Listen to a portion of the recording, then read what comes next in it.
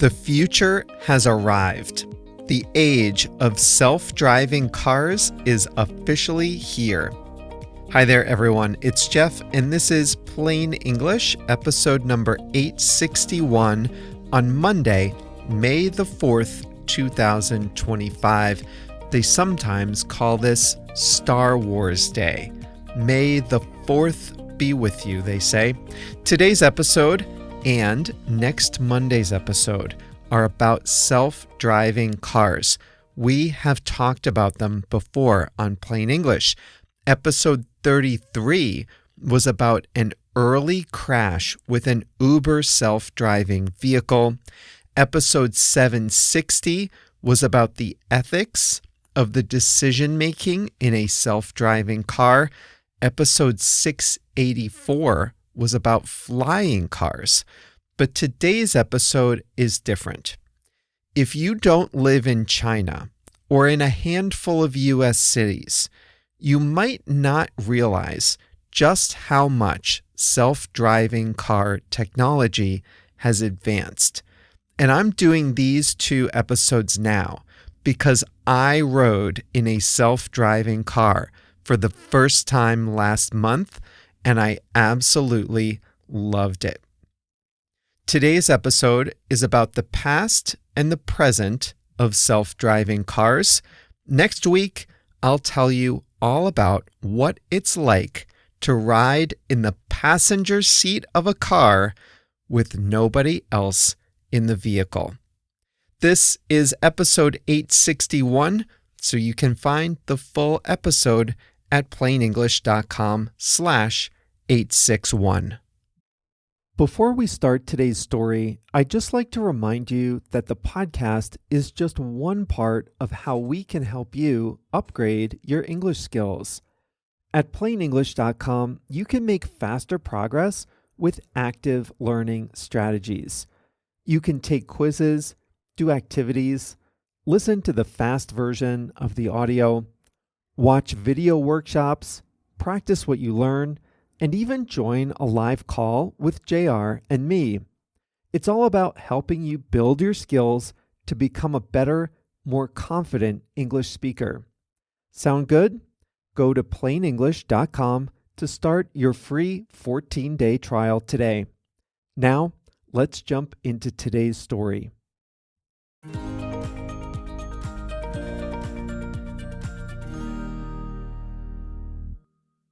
The idea of a self-driving car is almost as old as the car itself. Back in 25, that would be 1925, an electrical engineer named Francis Houdina demonstrated a car called the American Wonder. His car would be controlled entirely by radio. The gas, brakes, steering, and even the horn. During the first public demonstration, the radio malfunctioned and the car crashed, to the surprise of the cameramen and spectators who had gathered to watch. Later attempts were not much more successful. One idea was to build a system of electromagnetic signals into the roadway. More recently, companies like Uber and General Motors tried to build an elaborate computer system pre-programmed with rules and decision criteria for thousands of possible situations. These attempts ran into one major problem.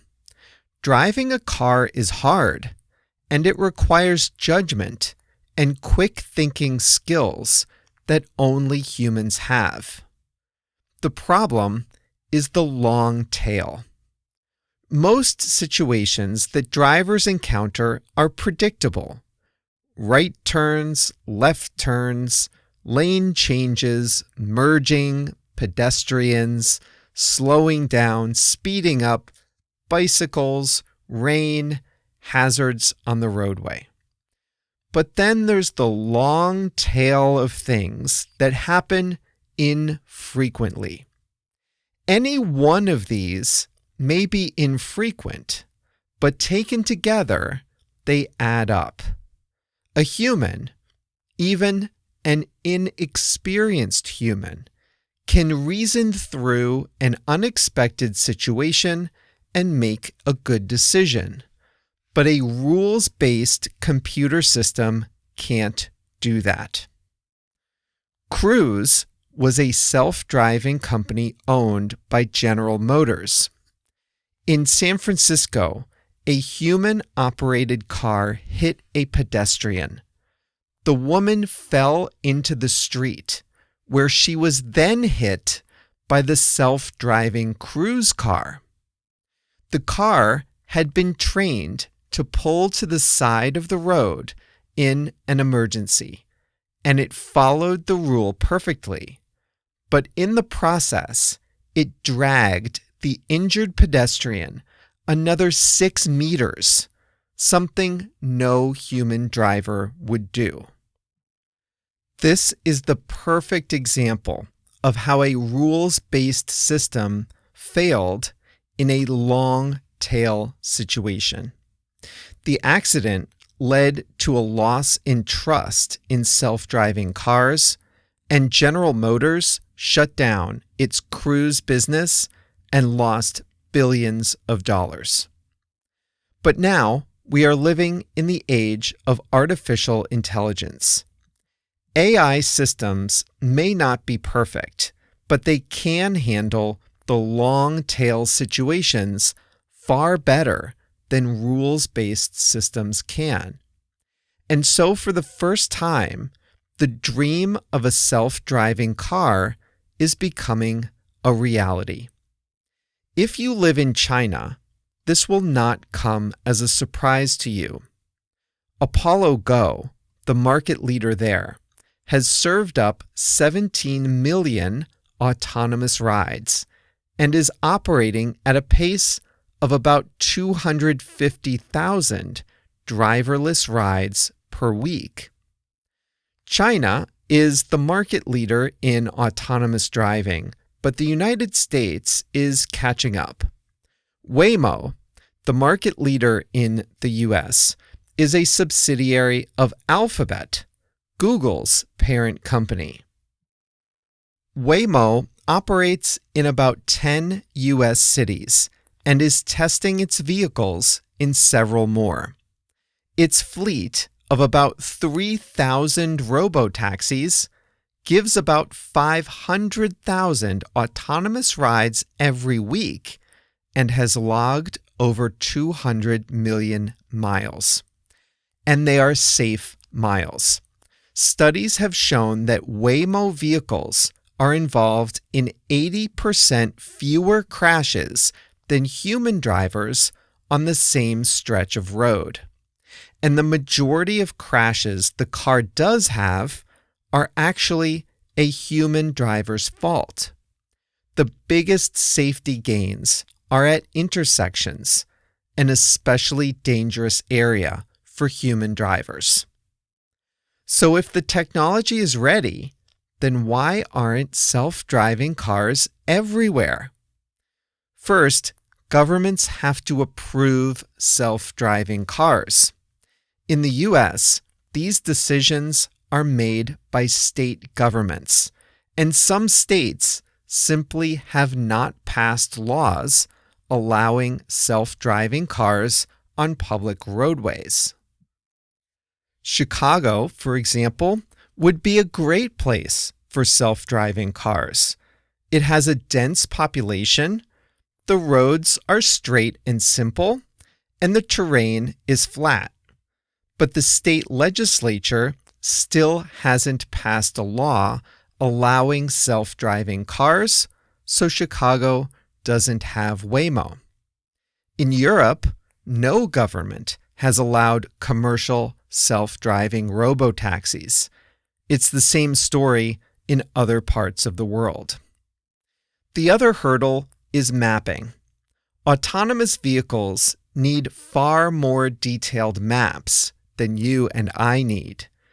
They have to know about road geometry, lane markings, signs, and traffic lights. Not just where a traffic light is, but which light controls which lane. Where should the car stop at every stoplight? And are there any local driving conventions that are specific to a road or a city? All this has to be plotted out in detail before an autonomous car can be let loose on the road. Still, the hardest part about building a self-driving car may already be behind us. The technology is here and it works. What's left is the slower, messier work of passing laws, writing regulations, and creating the detailed maps of the roads.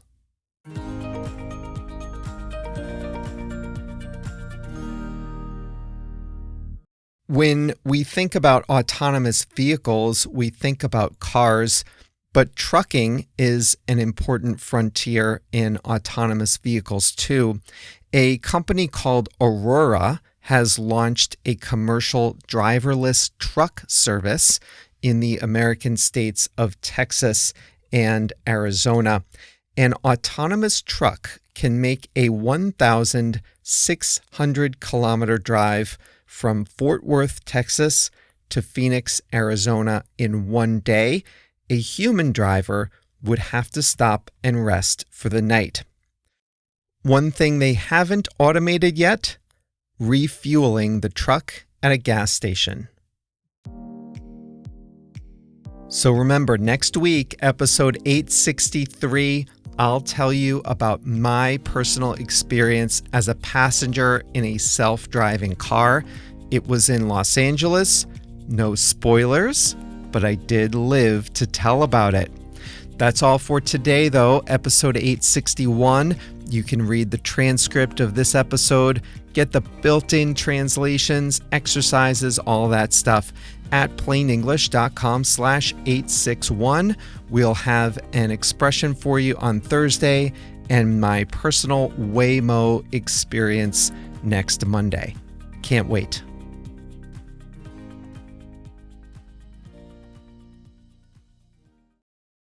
Listen up if you speak Spanish, Portuguese, Chinese, German, French, Italian, Japanese, Polish, or Turkish. One of the most frustrating things about listening and reading in a second language is being confused by unfamiliar words or phrases. When you listen to plain English, or when you read the transcript, you probably encounter some words you don't know. When that happens, you have a few options. You can stop the audio, go look up the definition, then return to the episode, find your place, and press play again, but that's exhausting. Or you can just skip it and be confused. That's no fun either. But what if you could see the translation of the word into your language instantly without having to stop the audio, without having to look anything up? Well, you can at plainenglish.com.